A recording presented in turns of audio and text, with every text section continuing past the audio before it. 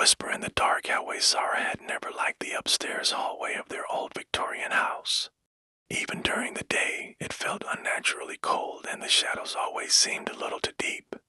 But at night, when the rest of the house was silent and the lights were off, that hallway felt alive, like it was watching her. It was a rainy Friday night in October. Lightning cracked across the sky and thunder rolled in the distance. Sarah lay in bed, her lamp dimmed, reading a book under her blanket. Her parents had gone to a wedding for the weekend, leaving her alone. She was used to being home by herself now and then, but this night felt different, heavier somehow. Around midnight, she began to doze off. Then she heard it, a whisper, faint, breathy, almost like someone murmuring her name. She sat up, heart beginning to race. She looked around her room, listening, nothing. She waited a few seconds, convinced it was just the wind, but then it came again. Louder this time, closer. Sarah ...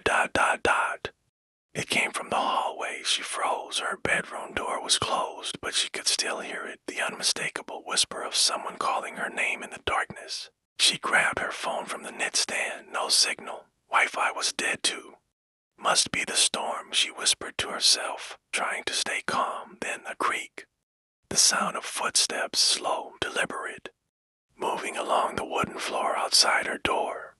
She reached for her flashlight in the drawer, then scratching, faint at first, like nails on wood. It started low, near the bottom of the door, and slowly rose upward until it reached the top, like someone was dragging their hand up the door. Her breath caught in her throat.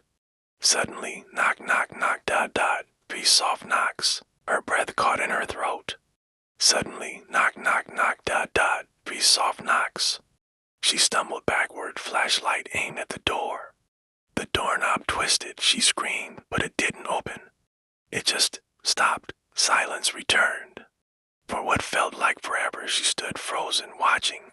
Then she remembered something her grandmother once told her. Spirits can't enter unless you invite them. Sarah didn't believe in ghosts until now. She summoned all her courage, unlocked the door, and flung it open. The hallway was empty ...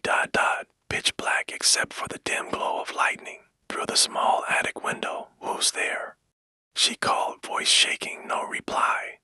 She aimed her flashlight down the hallway. That's when she saw it.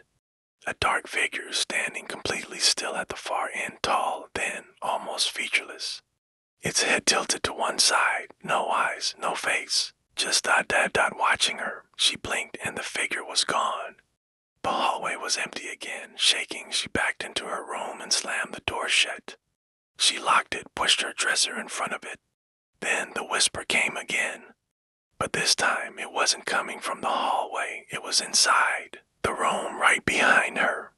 Thank you for letting me in. The next morning, Sarah's parents returned the next day to find her curled up in the corner of her room, rocking back and forth, whispering the same sentence over and over.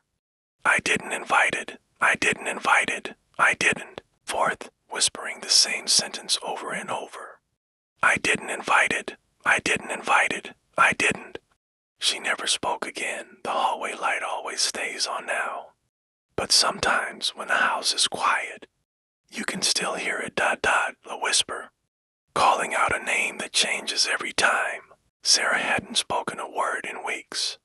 After the night her parents found her muttering in the corner, she was taken to a therapist. The doctors said it was trauma. They gave her pills. They said it would pass. But it didn't, because Sarah knew something they didn't. It had followed her. It was no longer in the hallway, no longer outside the door. It was inside her. A constant presence behind her eyes. She could feel it watching through her. And at night when she tried to sleep, she heard the whisper. It had been a year since Sarah disappeared.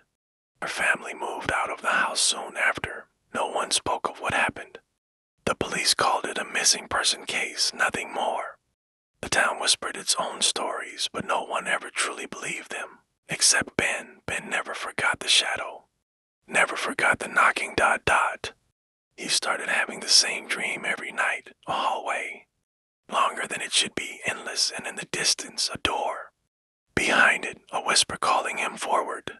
The house still stood. Families moved in, then out, all within months. Each left quietly, never speaking about what happened.